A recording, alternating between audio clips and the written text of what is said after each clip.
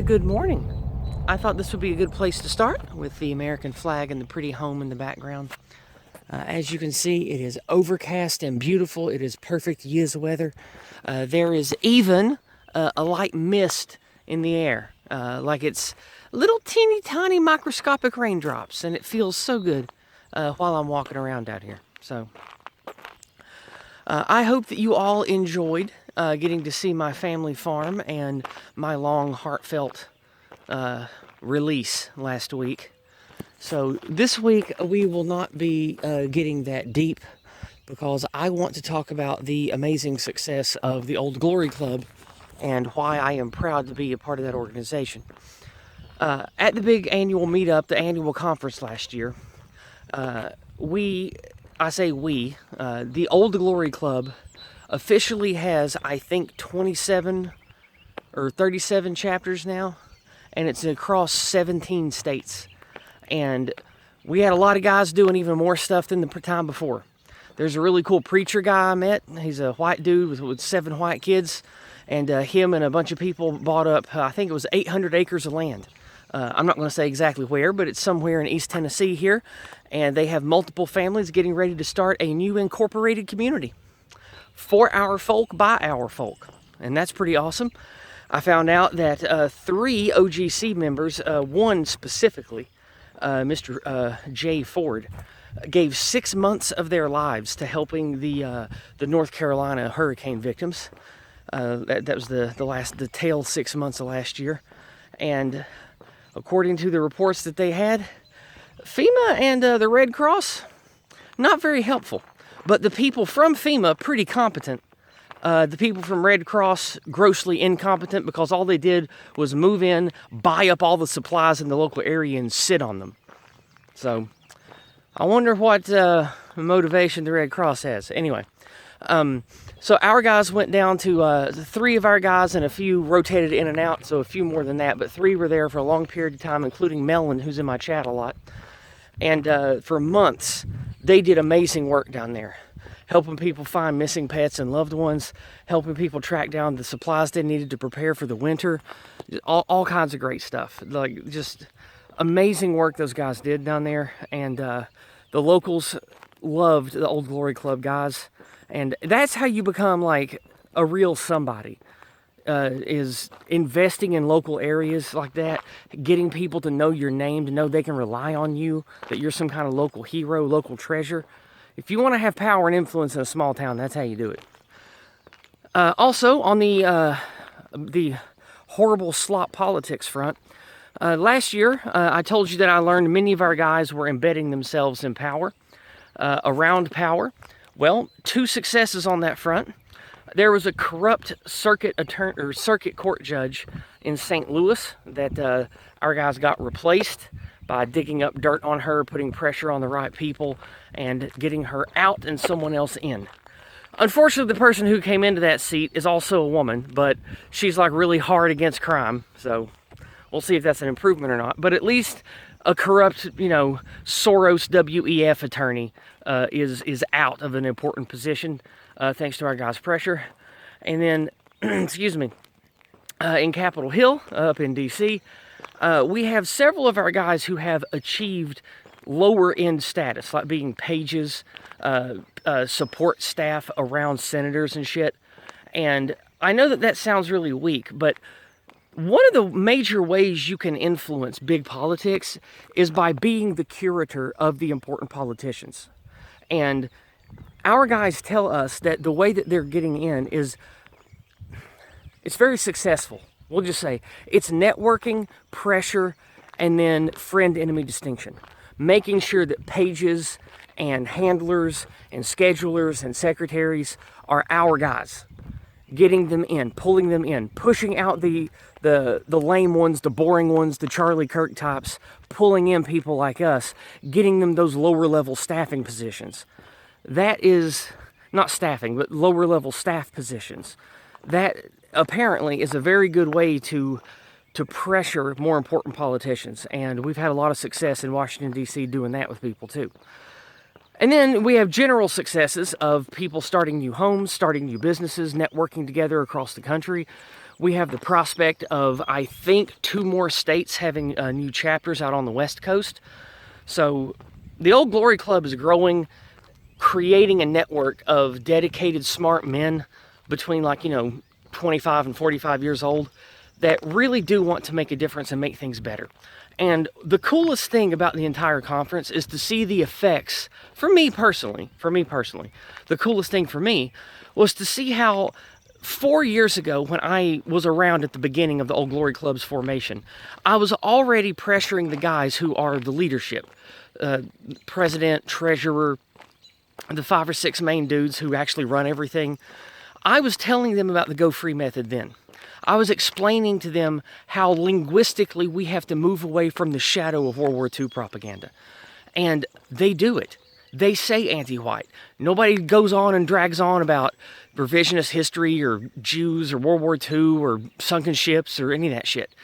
All of their focus is on the well-being of our people here in America, meaning white folks in America, and because if we fix the American machine, it's better for white people in Europe too. So it's a very good folk-first focus that these dudes have. And most importantly, several of the speeches this time I heard use the Go Free lexicon. Not just anti-white. I heard biospirit. I heard white well-being. I heard anti-whiteism a couple of times. And I think one guy even said anti-white narrative in a speech delivered to all 160 or 170 people present. So that was really cool. It makes me feel successful. Like I actually contributed a little bit with all that I've been pushing for. And so, knowing that the leaders of this group, who are cultivating and inspiring thousands of young men at this point, to invest themselves locally and into whether it's community or religion or politics, with a goal of getting the bad people out and building a better future for our folk, I feel really successful with that. So it was just a personally good, rewarding experience for me this time, to see seeds that I've planted grow and come to fruition a lot more. And it felt good that the event in its entirety this time, it had a much healthier identity than before. Because this is the second official Old Glory Club annual meetup where they were actually the ones in control of everything. Handling the venue, handling all the money, doing all that stuff. Because remember, building a big organization takes time. It requires lawyers, it requires money, it requires paperwork and stuff.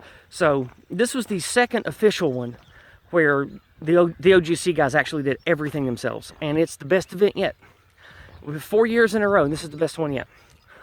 So I'm pretty pumped about that, to know that I've been a part of this, to see that a bunch of men who care about us as a race, as a folk, speaking this way and organizing this way, because they're not doing it in previously failed methods of old guard white nationalism or, neo-Nazi stuff. Like, they're not doing any of that. It's all about the American ethnic stuff. Like, we have up posters and stuff of like Thomas Jefferson, Stonewall Jackson, Robert E. Lee, like American heroes, not, the storybook stuff about World War II fiction and all that. And the speakers, especially this year, really understood what we're up against. And they understood the necessity of perpetuating an inspirational love and appreciation for American history and how it's tied to what the world was. And again, it's not because necessarily of, oh, this is where we went wrong and this is where everything's screwed up. That's a part of it. But the biggest part of it is realizing what the Go Free method taught me, is that unless you can build a people that are strong enough and identify enough as a group, you can't really, nothing else really matters. And that is a major focus of what the OGC does, is providing a way to inspire young men to have a positive, real, healthy American identity, one that's based on being white, based on being Anglo, based on being an entrepreneur, an adventurer, a wise man, someone who has strong dignity and moral conviction, like Stonewall Jackson, for example. Just really beautiful stuff at the event, really inspiring speeches. And it had a focus that I found entirely satisfying. As someone who has come to racial identity and someone who sees the big picture of Well, it doesn't matter what other groups we can name or what things we know about history. Until we can have an inspirational reason for us to care collectively, none of that stuff matters. And I think that everyone leading in a leading position in the OGC feels that way. And that's why the focus is on building brotherhood, building community, becoming community, like stand-up community leaders. If you work in academia or politics and stuff, you have to care about your history and be invested in your people, that kind of thing. And so it was just a beautiful time seeing, I think the total number was like 165 this year, like a whole bunch of people came this year. Just getting to be around really intelligent, competent, smart, and oftentimes very wealthy people who want the things that I want and who talk about it in the ways that I talk about. It's really inspiring, really inspiring. Feels good. So all of the time and effort and money that I've spent helping them organize, helping network people together, being invested in all the OGC guys personally, it feels like a good investment. And it's only been like, technically they've only been a real entity for a little over 2 years. And they have already achieved great things.